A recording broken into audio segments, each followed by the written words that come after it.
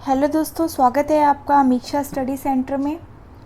तो मैं आपको 10th क्लास की साइंस करवा रही थी, जिसमें कि हम लास्ट रिप्रोडक्शन टॉपिक तक पढ़ चुके थे। आज हम एक नया टॉपिक स्टार्ट करने जा रहे हैं। जैसा कि आपको स्क्रीन में दिख रहा है, टॉपिक का नाम है हेरिडिटी। ठीक है, आपके लिए ये हेरिडिटी जो टॉपिक है थोड़ा नया है। ठीक है, एक नया कॉन्सेप्ट जो है इंट्रोड्यूस हो रहा है आपके सिलेबस में। मतलब इसके पहले की क्लासेस में आपने हेरिडिटी से रिलेटेड जो चीज़ें हैं नहीं पढ़ी हैं। ठीक है, तो आज हम इसको पढ़ेंगे। काफ़ी इंटरेस्टिंग होने वाला है, तो वीडियो में लास्ट तक जुड़े रहिए। ठीक है, आई होप कि आप इस वीडियो के बाद आपको हेरिडिटी से संबंधित कोई भी प्रॉब्लम नहीं होगी।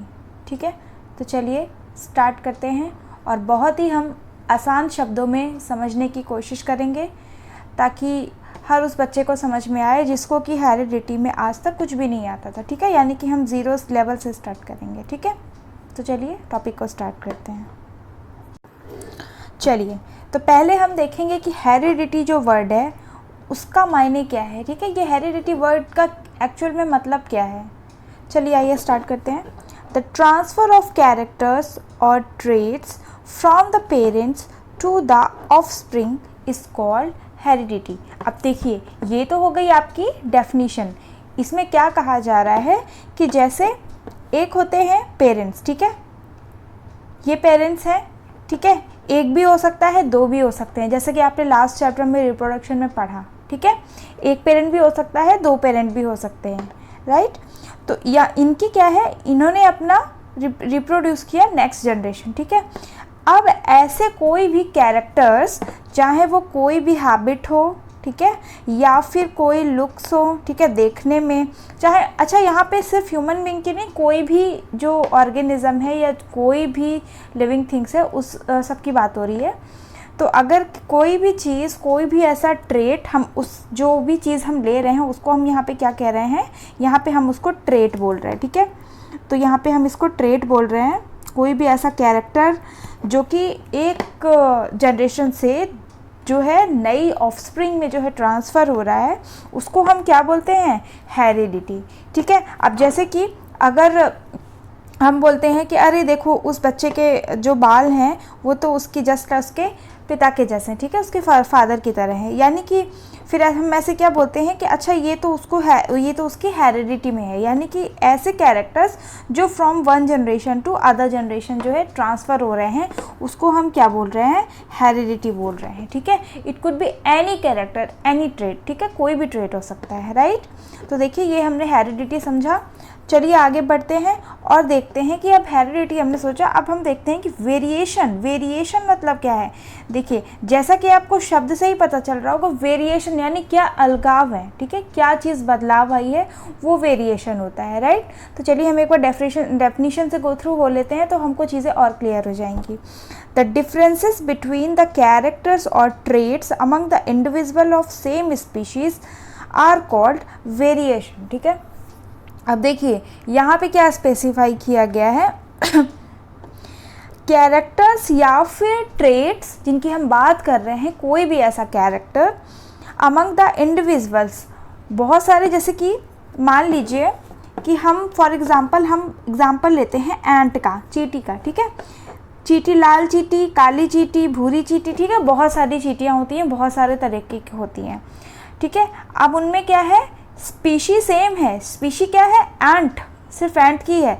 लेकिन ये जो वेरिएशन हो रहा है कि कोई कोई काली है, कोई लाल है, ठीक है, या फिर कोई भूरी है, इसी को हम क्या बोल रहे हैं कि वेरिएशन आ गया। ठीक है, यानी एक ही स्पीशी में अगर चेंजेस आ रहे हैं, ठीक है, तो उसको हम क्या बोल रहे हैं, वेरिएशन। क्लियर हो गया ये?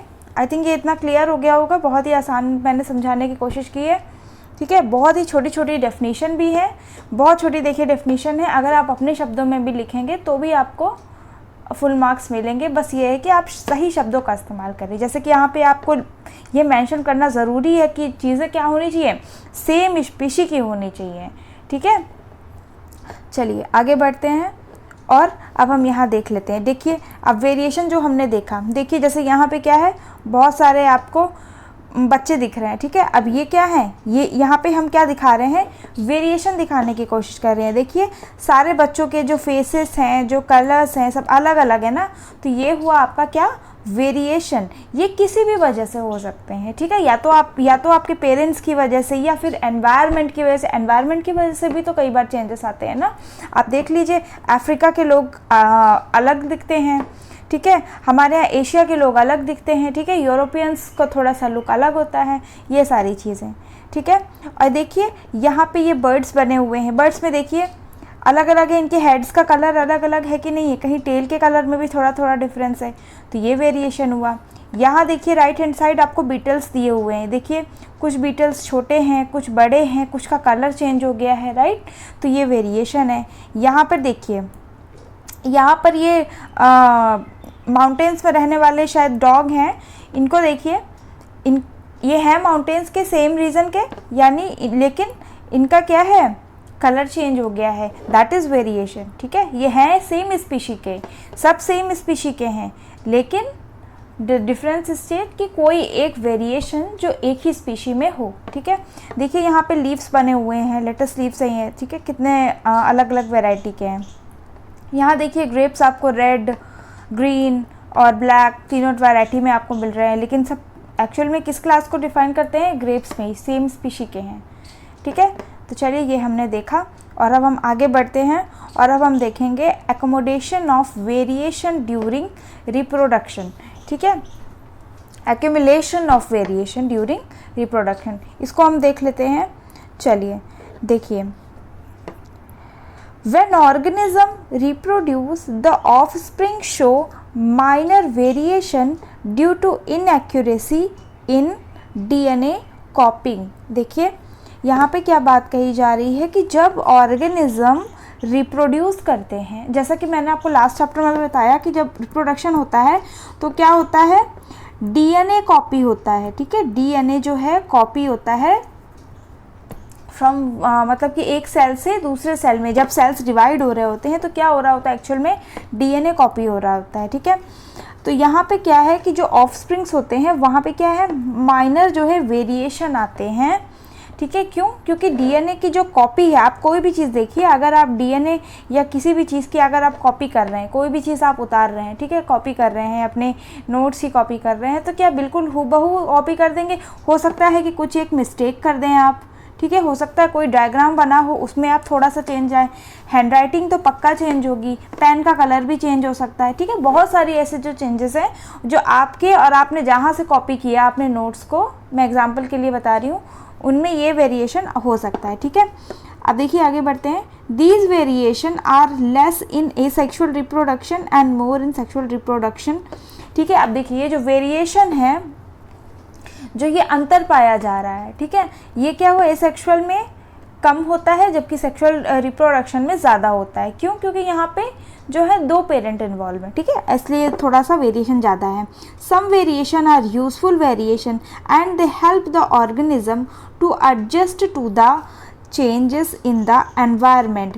Some variation do not help the organism to adjust the changes in the environment and they may die and become extinct. देखिए ये जो चेंजेस वेरिएशन आ रहे हैं, ठीक है, जो वेरिएशन आ रहे हैं, तो कुछ जो चेंजेस हैं वो तो क्या हो सकते हैं, यूज़फुल हो सकते हैं, लेकिन जबकि क्या है, कुछ चेंजेस जो हैं वो यूज़फुल नहीं हो सकते हैं, ठीक है। जैसे कि अब देखिए, जैसा कि हमारा एनवायरनमेंट क्या हो रहा है, धीरे धीरे क्या हो रहा है, चेंज हो रहा है, ठीक है, क्लाइमेट जो चेंज हो रहा है ना। अब जो पहले की जनरेशन थी वो क्या है, वो दूसरे क्लाइमेट के हिसाब से थी, अब की जो जनरेशन है, आपका क्लाइमेट चेंज हो गया, ठीक है, बहुत सारी सिचुएशन हो सकता है चेंज हो गई हो, ठीक है, जैसे अब हम देख रहे हैं कि गर्मी ज़्यादा बढ़ती जा रही है। तो ऐसे चेंजेस को सरवाइव करने के लिए अगर ऐसे कोई वेरिएशन आ रहे हैं ऑफस्प्रिंग में, ठीक है, और वो जो है उसमें एडजस्ट कर ले रहा है जो, तो तब तो वो पॉजिटिव चेंजेस हैं। और अगर नहीं एडजस्ट कर पा रहा है तो हो सकता है कि वो कुछ दिन बाद दे में डाई, ठीक है, वो मर भी सकते हैं। और फिर ऐसे करने से क्या होता है, अगर वो स्पीशी में कोई चेंजेस नहीं आ रहे हैं एनवायरनमेंट से रिलेटेड, और वो एनवायरनमेंट में क्या हो रहा है, एडजस्ट नहीं हो पा रहा है, तो ऐसे में क्या है, स्पीशी एक्सटिंक्ट हो जाती है और हो सकता है स्पीशीज़ धीरे धीरे समाप्त भी हो जाए, जैसा कि आपको मैंने लास्ट चैप्टर में भी समझाया था, जैसा कि डायनासोर्स के साथ हुआ। ठीक है, उनके जो है उनके सर्वाइवल के लिए एनवायरनमेंट सूटेबल नहीं हो रहा था। पहले रहा होगा तभी तो वो मतलब पूरे अर्थ में फैले हुए थे। ठीक है, लेकिन धीरे धीरे क्या हुआ, क्लाइमेट चेंज हुआ और उनके जो लाइफ के अनुसार जो है क्लाइमेट नहीं था और धीरे धीरे क्या हो गए, वो समाप्त हो गए। ठीक है, आज क्या है, आज डायनासोर बिल्कुल भी नहीं है। तो ये चीज़ आपकी ये चीज़ बता रही है। ठीक है, चलिए अब इसी को हम कंटिन्यू करते हुए आगे बढ़ते हैं और आगे का जो है पॉइंट देखेंगे। Rules for inheritance of characters या फिर trades are transferred through genes present in DNA molecule in chromosome present in the nucleus of the cell। अब देखिए, जैसा कि मैंने आपको मैंने अभी आपको नहीं बताया है, लेकिन लास्ट क्लास में 9th क्लास में आपने पढ़ा होगा कि सेल के न्यूक्लियस में क्या प्रेजेंट होता है। ठीक है, पहली बात तो ये, सेल के सेंटर में क्या प्रेजेंट होता है, न्यूक्लियस ऑफ कोर्स। ठीक है, अब न्यूक्लियस के अंदर क्या होता है, क्रोमैटिक नेटवर्क होता है। ठीक है, इसमें क्या होता है, डीएनए प्रेजेंट होता है ना। यही डीएनए जो है एक जनरेशन से दूसरे जनरेशन तक कॉपी होता है। ठीक है, ये कॉपी होता है, इनमें क्या है, क्रोमोसोम प्रेजेंट रहते हैं न्यूक्लियस से, और यही जो डीएनए का क्रोमोसोम है यही क्या है, रिस्पॉन्सिबल होते हैं द ट्रांसफ़र ऑफ ट्रेड्स, यानी कोई भी कैरेक्टर के transfer from one generation to other के लिए यही रिस्पॉन्सिबल होते हैं। ठीक है, ये क्लियर हो गया। The inheritance of character is due to the fact that both the father and the mother contributes equal amount of genetic material to the child. ठीक है, अब देखिए, जो भी मदर एंड फादर हैं they are both equally responsible for the transfer of the traits. ठीक है, ये क्लियर हो गया होगा। For each trait they are 2 factors, one from the father and 1 from the mother. ठीक है, देखो कोई भी कैरेक्टर के लिए एक कैरेक्टर कहाँ से आएगा, कोई भी कैरेक्टर है। ठीक है, कोई भी कैरेक्टर है, सपोज अगर हम लंबाई को लेके चलते हैं, ठीक है, लंबाई को लेके चलते हैं, तो कोई भी कैरेक्टर जो है एक जो है वो जोड़े में रहेगा। ठीक है, जोड़े में रहेगा, जिसमें कि एक कैरेक्टर जो है मदर से आया होगा और एक कैरेक्टर फादर में से आएगा, यानी कि they both are equally responsible for the transfer of the trait to their offsprings. Right, चलिए, Gregor John Mendel conducted experiment with garden pea plant and determined the rules for the inheritance of trait। अब देखिए, हमारे ये जो ग्रीगर John Mendel साहब हैं, ठीक है, इन्होंने क्या किया था, इन्होंने एक एक्सपेरिमेंट जो है कंडक्ट किया था, और उस एक्सपेरिमेंट को करने के लिए उन्होंने क्या चीज़ ली थी, गार्डन पी प्लांट लिया था। ठीक है, पी प्लांट लिया था, और उन्होंने ये इनहेरिटेंस के जो ट्रेट्स हैं कि कैसे इनहेरिटेंस होता है, क्या क्या कैरेक्टर्स आते हैं, क्या क्या नहीं आ सकते हैं। ठीक है, ये इन्होंने जो अपना एक्सपेरिमेंट किया वो गार्डन पी प्लांट से किया। ठीक है, गार्डन पी प्लांट्स क्यों लिया इन्होंने, क्योंकि सिर्फ यही क्यों लिया, ठीक है, क्योंकि ये बहुत जल्दी ग्रो हो जाता है। ठीक है, बहुत जल्दी उग जाता है। वैसे ऐसा कोई तो पेड़ लेंगे नहीं, आम का पेड़ लेने पता चला कि 6-7 साल उसको उगने में लग गया। ठीक है, बड़ा होने में लग गया, कैरेक्टर्स पूरे पता ही नहीं चल रहा है। ठीक है, ये चीज़ नहीं करना, इसलिए हमने ऐसी चीज़ ली, इन्होंने ऐसी चीज़ ली कि जो जल्दी रिजल्ट शो करे। ठीक है, और ये अपना एक्सपेरिमेंट का कुछ रिजल्ट दे पाएँ। ठीक है, ये बात क्लियर हो गई होगी। चलिए इसको आगे बढ़ाते हैं और आगे हम ये देख लेते हैं कि देखिए आपका ये जो है, मैं आपको दिखा दूँ थोड़ा जूम करके, ये है आपका सेल। ठीक है, ये यहाँ पे थोड़ा सा फोटो ब्लर हो गई है, ये सेल है। सेल के अंदर ये क्या है, न्यूक्लियस है। ठीक है, न्यूक्लियस के अंदर ये जो देखिए ये सारे क्या हैं, ये क्रोमोसोम्स प्रेजेंट है। क्या है ये, क्रोमोसोम्स। अब देखिए क्रोमोसोम को यहाँ पे जूम करके आपको दिखाया गया है, ये हैं आपके क्रोमोसोम, जो कि ये देखिए ऐसे कैरेक्टर्स में ऐसे बना हुआ है। ठीक है, ये हैं इसके जो है क्रोमोसोम है। अब देखिए क्रोमोसोम भी जो है, क्रोमोसोम बहुत सारे, अगर हम इसका एक स्ट्रैंड ले लें ये वाला, तो ये देखिए बहुत सारे ऐसे, इसको जूम किया गया है, ये बहुत सारे ऐसे जो है जिगजैग जिगजैग जिगजैग बहुत सारे ऐसी रस्सी नुमा टाइप में ये बना हुआ है। ठीक है, ये क्लियर हुआ आपको, ये दिख रहा है। और ये देखिए अगर हम इसको भी और जूम इन करें तो ये देखिए, अगर हम इस क्रोमैटिन नेटवर्क को और ज़्यादा जूम इन करें, हम देख रहे हैं यहाँ पे क्या आ रहा है, और ज़्यादा जूम कर दिया हमने, एकदम छोटी यूनिट पे चले गए।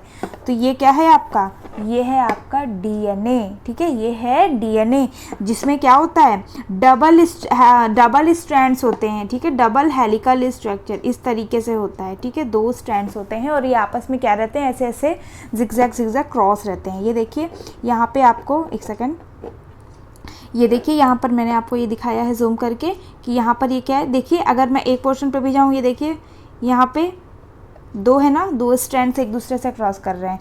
तो ये था आपका डीएनए और क्रोमोसोम का स्ट्रक्चर। अब आप, आई थिंक अब समझ में आया होगा, यही जो चीज़ है यही कॉपी होती है from one cell to the upcoming cells. ठीक है, जो भी रिप्रोड्यूस हो रहे हैं, नए सेल्स बन रहे हैं। चलिए अब इसको आगे बढ़ाते हैं और हम एक बार डीएनए की तरफ रुख कर लेते हैं और समझते हैं कि डीएनए आखिर क्या चीज़ है। तो डीएनए का जो फुल फॉर्म है वो क्या होता है बहुत अच्छे से याद कर लीजिए और नोट डाउन भी कर लीजिए। Deoxy ribo nucleic acid. ठीक है, डीऑक्सी राइबो न्यूक्लिक एसिड, ये है आपका डीएनए का फुल फॉर्म। बहुत लर्न बाय हार्ट कर लीजिए, एकदम बिल्कुल कंफर्म कर लीजिए लिख के, क्योंकि स्पेलिंग भी गलत होती है तो you will be not given the mark. ठीक है, कितने भी मार्क का आएगा आपका, अगर आपने ये गलत लिखा आपका रॉन्ग हो जाएगा। ये क्या है, इसका केमिकल नेम है। डीऑक्सी राइबो न्यूक्लिक एसिड क्या है, डीएनए का केमिकल नेम है और ये है डीएनए का full form. For the molecule that carries genetic instruction in all living organism. ये क्या है, जेनेटिक इंस्ट्रक्शन है कि हमारे अंदर किस प्रकार के कैरेक्टर्स आए हैं। ठीक है, हमारे पेरेंट्स से या फिर हमारे अंदर क्या क्या हैं। ये डीएनए जो है, हमारा डीएनए जो भी कॉपी हुआ है ये हमारा अकेले का अलग है। ठीक है, सबका डीएनए अलग होता है, कुछ ना कुछ डिफरेंस हर किसी के डीएनए में रहता है। ठीक है, तो ये तो है वो चीज़, वो इंस्ट्रक्शन है जो हर लिविंग ऑर्गेनिज्म के बॉडी में है, हमारी बॉडी में भी है। ठीक है, ये हो गया डीएनए। अब हम समझेंगे जीन। जीन क्या होता है, बहुत बार आपने ये वर्ड सुना होगा कि ये इसके जीन में है, ये उसके जीन में है, ये जेनेटिक है, जेनेटिक डिसीज़ है। ठीक है, ऐसे आपने बहुत बार ऐसे इन जनरल लैंग्वेज सुना होगा। तो आज हम उसको देखेंगे कि ये जीन क्या चीज़ है। Right, gene is the basic physical and functional unit of heredity. Gene are made up of DNA and segment of DNA that codes for a particular phenotype function। ठीक है, देखिए ऐसी कोई भी जो है, जो क्या बोलते हैं कि ऐसा कोड जो डीएनए का जो पर्टिकुलर फिनोटाइप का फंक्शन है। अब ये फिनोटाइप और जीनोटाइप क्या है ये भी मैं आपको समझाऊंगी। तो ऐसे जो कोई भी कैरेक्टर जो कि डीएनए से बने हुए हैं, ठीक है, डीएनए से बने हुए जो कैरेक्टर हैं उन्हीं को हम क्या कह रहे हैं, जीन कह रहे हैं। ठीक है, उन्हीं को हम कैरेक्टर्स को क्या कह रहे हैं, जीन कह रहे हैं। और वो कोडेड रहते हैं फॉर पर्टिकुलरली फिनोटाइप, यानी कि फिनोटाइप को हम जो बोल रहे हैं वो क्या कह रहे हैं, फिनोटाइप को हम जीन कह रहे हैं। ठीक है, अब ये जैसे क्या हो सकता है, ये कुछ भी हो सकता है, टॉल हो सकता है, फेयर हो सकता है। ठीक है, कोई भी जो भी कैरेक्टर आपका ट्रांसफ़र हुआ है तो फिनोटाइप को हम जीन बोल रहे हैं। अब देखिए, अब हम देखें अलील। अलील क्या होता है, तो देखिए allele are different forms of same gene. एक ही जीन का डिफरेंट फॉर्म्स को हम अलील बोल रहे हैं। For example, a gene which control height of pea plant has two alternative form. One of them allele controls tallness while other controls the dwarfness. ठीक है, देखिए पहली बात तो अलील जो है जोड़े में होता है, राइट। तो देखिए इसमें क्या रहते हैं, 2 अल्टरनेटिव्स रहते हैं ट्रांसफ़र होने के लिए। या तो प्लांट क्या होगा, टॉल होगा, ठीक है, प्लांट या फिर ह्यूमन बीइंग या फिर कोई भी स्पीशी, या तो वो क्या होगी, डॉर्फ होगी, यानी कि छोटा होगा, उतना लंबा नहीं होगा। तो ये जो चीज़ है वो किसी भी जो है स्पीशी में रहेगी, उसके 2 अल्टरनेटिव फॉर्म रहेंगे। जैसे कि एग्जांपल के लिए मैंने आपको बताया, या तो टॉलनेस या तो डॉर्फनेस। यहाँ पे एज अ जीन क्या लिया गया है, यहाँ पे जो लिया गया है हाइट, यहाँ पे जो ट्रेट लिया गया है जीन ली गई है, वो क्या है, हाइट। अब हाइट में क्या है, दो प्रकार के अलील आ रहे हैं, या तो टॉल या तो डॉर्फ। ठीक है, चलिए ये कंप्लीट हो गया और हम इसको लेके अब आगे बढ़ते हैं। और जैसा कि अभी हमने देखा था फिनोटाइप वर्ड देखा, अब हम देखेंगे फिनोटाइप और जीनोटाइप क्या चीज़ है, राइट। चलिए देख लेते हैं। Observable physical characteristic of the organism is determined by both genetic. देखिए ऐसी चीज़ जो ऑब्जर्वेबल हो, यानी कि आप देख रहे हैं कि प्लांट क्या है, टॉल है या फिर डॉर्फ है, ठीक है, बौना रह गया है या लंबा हो गया है, ठीक है। अगर हम हाइट के रिगार्डिंग देखें तो ये तो है ऑब्जर्वेबल फिजिकल जो स्टेट है, अब जो आप ऑब्जर्व कर पा रहे हैं, जैसे कि कोई है, ठीक है, कोई किसी के बाल जो हैं स्ट्रेट हैं या फिर करली हैं, ये हो गया observable.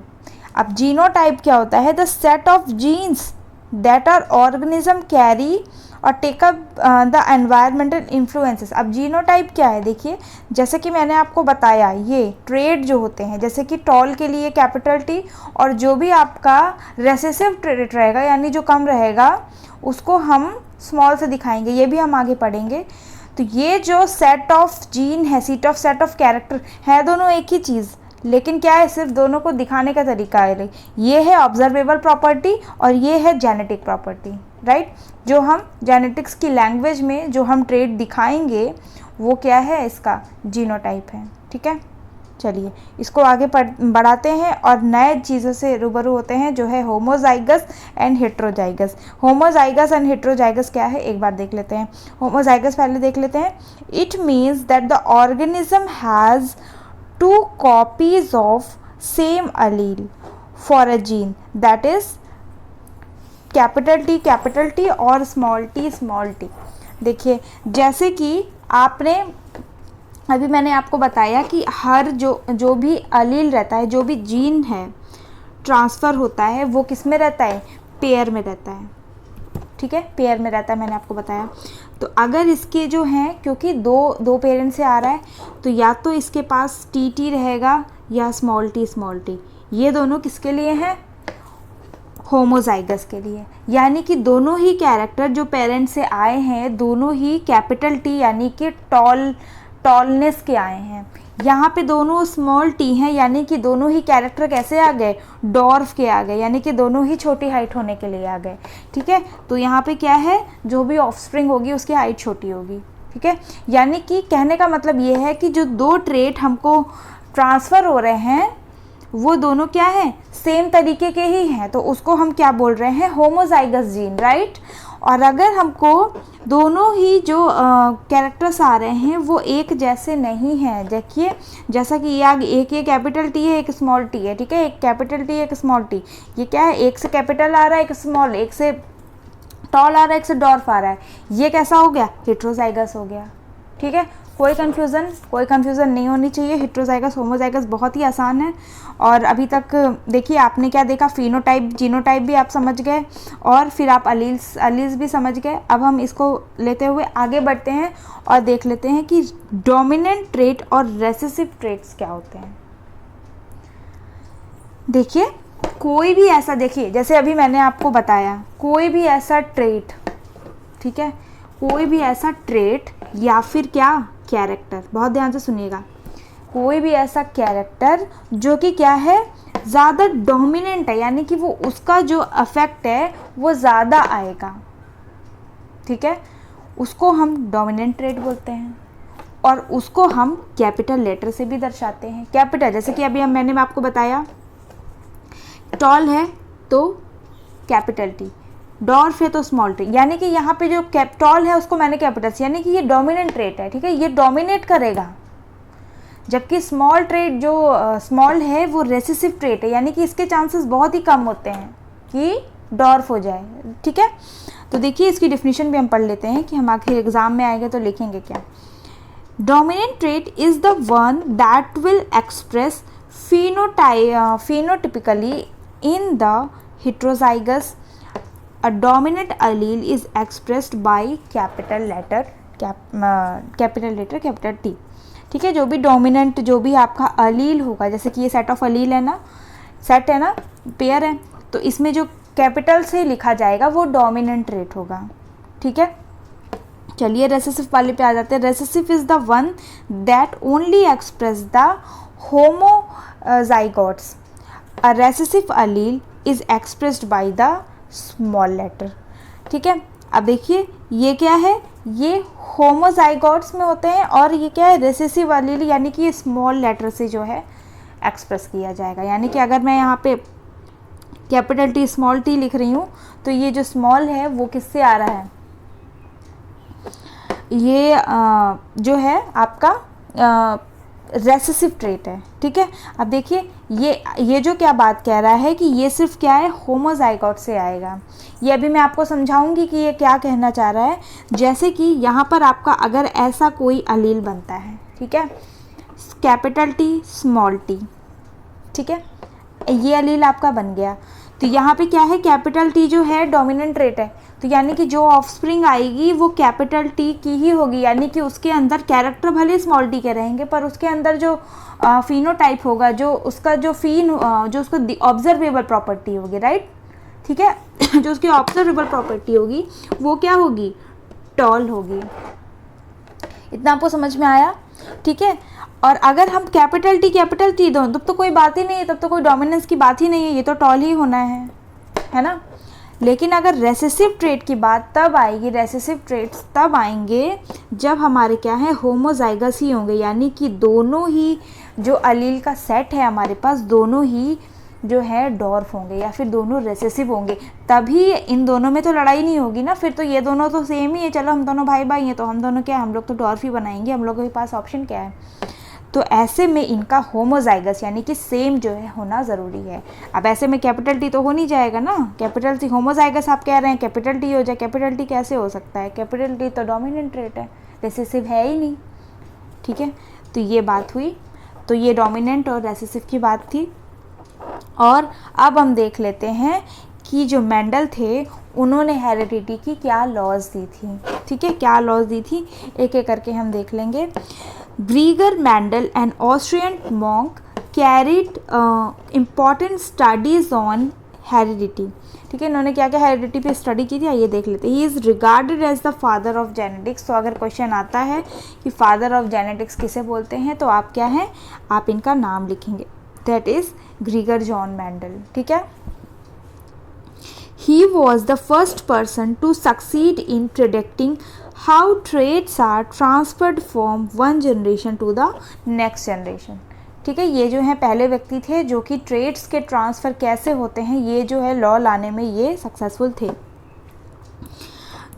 Mendel worked on P plant. ठीक है, उन्होंने पी प्लांट पे जो है वर्क किया, पाइसम सटाइवम पे, बिकॉज क्यों किया, जैसे कि मैंने अभी आपको बताया था, इसको एक बार और देख लेते हैं। They can grow easily in large number. ठीक है, ईजिली लार्ज नंबर पे जल्दी से उग जाते हैं। They can be either self pollinated. ठीक है, ये सेल्फ पॉलिनेशन भी हो सकता है। अब सेल्फ पॉलिनेशन क्या होता है, क्रॉस पॉलिनेशन क्या होता है, ये मैं आपको हाउ डू वी रिप्रोड्यूस वाले चैप्टर में पढ़ा चुकी हूँ। तो जिसको भी अगर नहीं याद है कि सेल्फ पॉलिनेशन क्या होता है, क्रॉस पॉलिनेशन क्या होता है, तो आप लास्ट जो वीडियो है हाउ डू वी रिप्रोड्यूस उसमें जाके पढ़ सकते हैं। ठीक है, सेल्फ पॉलिनेटेड themselves और cross pollinated with another plant, they contain many contrasting character. ठीक है, अब देखिए अगर वो सेल्फ पॉलिनेशन कर रहे हैं या फिर क्रॉस पॉलिनेशन कर रहे हैं, उनमें क्या वेरिएशन आता है। ठीक है, क्योंकि पी प्लांट जो है दोनों चीज़ें कर सकता है, सेल्फ पॉलिनेट भी होता है और क्रॉस पॉलिनेशन भी है उसमें, तो उनमें क्या चेंजेस आएंगे, ये चीज़ें क्या है जो है पाइसम सटाइवम में हम इजीली उन्होंने देखा। ठीक है, चलिए इसको आगे बढ़ाते हैं और यहाँ पे देख लेते हैं कि जो पी प्लांट में है उन्होंने क्या क्या कैरेक्टर्स लेके चले। एक बार इसको ध्यान से देखिए। देखिए जो मेंडल ने है 7 कैरेक्टर जो है स्टडी किए। कौन कौन से 7 कैरेक्टर हैं, पहली बात तो देखिए ये जो है उसका फ्लावर कलर, फ्लावर के कलर को अगर हम देख लें, फ्लावर के कलर में डोमिनेंट ट्रेट क्या था उनका, ज़्यादातर क्या देखने को मिल रहा था, that is dominant trait no, purple colour या फिर वाइट कलर क्या था, रेसेसिव था। वाइट कलर बहुत ही कम देखने को मिल रहा था उनको। ठीक है, ज़्यादातर क्या था, पर्पल कलर था। और क्या था, प्लांट की हाइट भी थी प्लांट की। ठीक है, तो इसमें से डोमिनेंट ट्रेट क्या था, टॉल था। रिसेसिव क्या थे, शॉर्ट थे या डॉर्फ थे, ठीक है।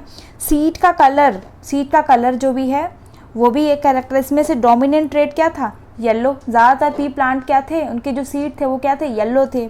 और ग्रीन जो सीड्स थे वो क्या थे, रेसेसिव कैरेक्टर था। और देखिए सीड का शेप भी उन्होंने ध्यान में रखा। सीड का शेप में कुछ राउंड थे और कुछ रिंकल थे, ठीक है। और रिंकल वाले क्या था, रेसेसिव था। बहुत कम ऐसे प्लांट थे जिनमें क्या ऐसे रिंकल आ रहे थे। पॉड का कलर, ये जो कवरिंग होती है पी की, ठीक है, जो एक फली होती है वो उसका कलर भी कुछ ग्रीन थे, कुछ येलो थे, ठीक है। और क्या देखा उन्होंने, देखिए यहाँ पे पॉड का शेप भी उन्होंने देखा। एक क्या था, फुल था, इन्फ्लेटेड था, राइट। और एक क्या था, कंस्ट्रिक्टेड था, फ्लैट था, ठीक है। कुछ ऐसे फुल था और फ्लैट था, ऐसे आप याद कर सकते हैं। फ्लावर की जो है पोजीशन भी, तो इसमें से डोमिनेंट क्या था, डोमिनेंट था एक्सियल पोजीशन पे है। और रेसेसिव क्या था, टर्मिनल पे है, देखिए लास्ट में है, टर्मिनल पे होगा रहना। और यहाँ पे होगा है, तो यानी क्या है, ये एक्सियल पोजीशन पे है। तो ये आई थिंक आपको क्लियर हुआ होगा कि उन्होंने क्या क्या जो है अपने कैरेक्टर्स लेके चले थे। ये बहुत ज़्यादा एग्ज़ाम में पूछे जाने वाली चीज़ नहीं है, पर फिर भी हम एक बार इसको पढ़ लेंगे। ये कोई बहुत मुश्किल चीज़ नहीं है, आपको बस 7 कैरेक्टर्स याद रखने हैं, ठीक है, और बस हो जाता है। चलिए अब इसको देख लेते हैं कि इसमें क्या बात कही गई है। When the plant having one pair of character, example tall and short, was crossed, monohybrid cross, Mendel selected pea plant having one pair of character, a tall pea plant and a short pea plant. He selected pure tall and pure short pea plant and cross pollinated them. He obtained all tall plants in first generation. देखिए पहले तो ये कि उन्होंने क्या किया, cross pollination कराया। किसके बीच में, एक टॉल प्लांट के बीच में और एक शॉर्ट प्लांट के बीच में जो है क्रॉस करवाया।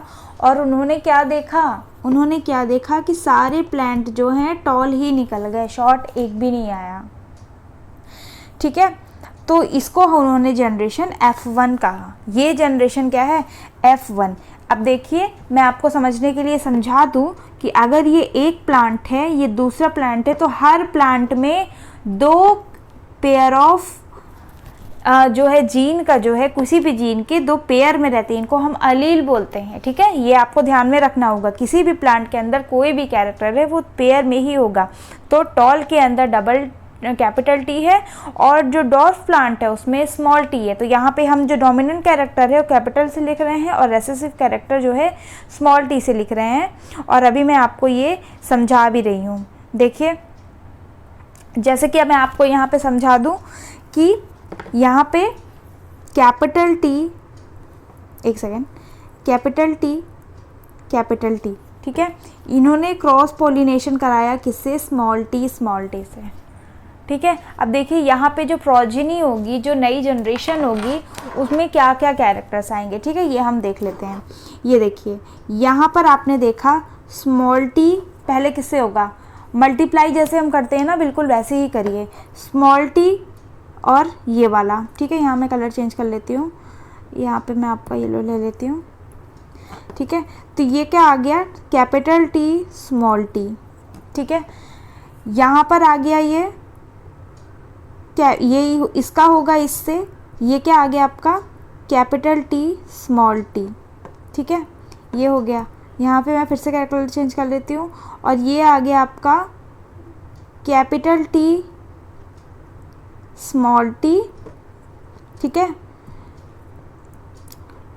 और ये आ गया आपका कैपिटल टी स्मॉल टी, यानी कि दोनों में जो है कैपिटल टी और स्मॉल टी आ रहा है। ये देखिए सारे में कैपिटल टी और स्मॉल टी आ रहा है।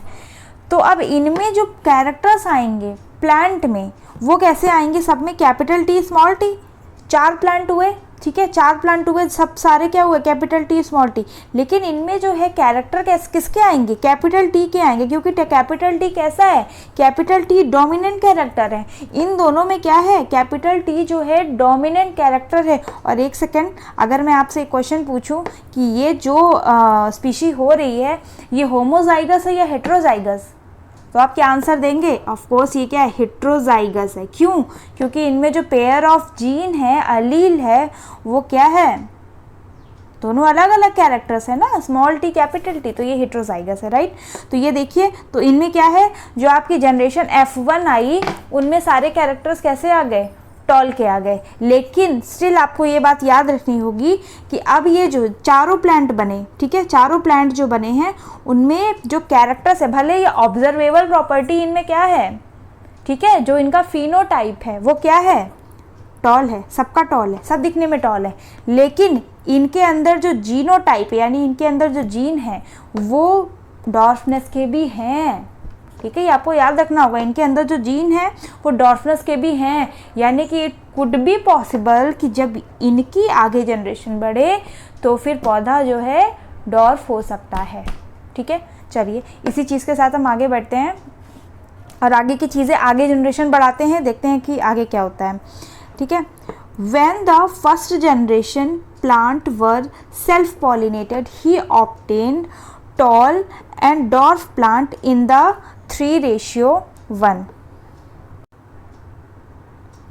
देखिए, अब जो उन्होंने जो इस फर्स्ट जनरेशन का जो है पॉलिनेशन कराया, ठीक है, क्रॉस पॉलिनेशन कराया, सेल्फ पॉलिनेशन कराया, उन्होंने क्या देखा कि अब जो टॉल और डॉर्फ का जो आ रहा है रेशियो, वो क्या आ रहा है, 3:1 आ रहा है। 3:1 कैसे आ रहा है, देखिए आप, फॉलो मी, देखिए यहाँ पे कैपिटल टी स्मॉल टी, ठीक है, कैपिटल टी स्मॉल टी, ये सेल्फ पॉलिनेशन करा रहे हैं, ठीक है। यहाँ पे मैं कलर चेंज कर लेती हूँ, देखिए यहाँ पे इसका पॉलिनेशन आ रहा है, ये देखिए कैपिटल टी, ठीक है। और देखिए अब इसका हो रहा है, इसका इसी से करा देते हैं, ये कैपिटल टी स्मॉल टी, ठीक है। और देखिए और आ रहा है, अब इसका आ रहा है स्मॉल टी कैपिटल टी, और फिर देखिए उसके बाद में आ रहा है स्मॉल टी। तो अब आप ये देखिए, ये ध्यान देने वाली बात है कि आपका एक जो है कैपिटल टी आ रहा है, एक capital T small T capital T, और 2, यानी कि जो आपका ये देखिए यहाँ पर जो है क्या आएगा, यहाँ पे टॉल होगा प्लांट, यहाँ पे भी क्या होगा, यहाँ पे भी टॉल होगा, यहाँ पर क्या होगा स्मॉल टी कैपिटल टी में, यहाँ पे भी टॉल आएगा। लेकिन जहाँ पर भी स्मॉल टी है, ठीक है, स्मॉल टी है, वहाँ क्या होगा, वहाँ तो डॉर्फ ही होगा ना। यानी कि 4 में से हमको 3 क्या मिले, टॉल मिले, और 1 क्या मिल गया, डॉर्फ मिल गया। तो यहाँ पे सेल्फ पॉलिनेशन जब उन्होंने कराया, जो पहले प्रोजिनी थी F1 जनरेशन, तो F2 जनरेशन में हमको 3:1 मिला, टॉल और डॉर्फ का रेशियो, ठीक है। तो यही बात यहाँ पे आपको बताई जा रही है कि the dwarf plant are in ratio 3:1 in the second generation F2, ठीक है। The ratio of the pure tall and hybrid tall, that is T and small t, and pure dwarf was 1:2:1। अब देखिए यहाँ हम रेशियो निकालेंगे, जो pure tall और hybrid toll क्या है, हमने एक डॉर्फ को और एक टॉल को क्रॉस करा दिया है ना, इसीलिए तो हाइब्रिड हुआ ये। तो अगर हम एक प्योर टॉल और एक हाइब्रिड, अब देखिए जब F2 जनरेशन है तो यहाँ पर इन्होंने क्या कराया है, सेल्फ पॉलिनेशन कराया है, किसके किसके बीच, देखिए जैसा कि हमारे यहाँ पे जो है हाइब्रिड हुआ था, एक टॉल और एक डॉर्फ लेकर, एक टॉल और डॉर्फ के जो है इसमें जीन थे, ठीक है। लेकिन इनका फिनोटाइप क्या था, दोनों का टॉल था, ठीक है, दोनों का ही फिनोटाइप क्या है, टॉल है, ये दोनों प्लांट दिखने में टॉल है, बट इनके अंदर जो जीन्स हैं वो स्मॉल जो हैं वो डॉर्फ के भी हैं, ठीक है। तो देखिए अगर हम इनका क्रॉस करवाते हैं तो यहाँ पे क्या होगा, देखिए अगर हम यहाँ पे इसको क्रॉस करते हैं तो कैपिटल टी, दोनों कैपिटल टी आ गए, ठीक है। अब यहाँ पे अगर हम एक कैपिटल टी को स्मॉल टी से लेंगे, ये कैपिटल टी स्मॉल टी आ गया, ठीक है। यहाँ पर ये आ गया small T capital T, small T capital T, and last में क्या आ गया यहाँ पे स्मॉल टी स्मॉल टी।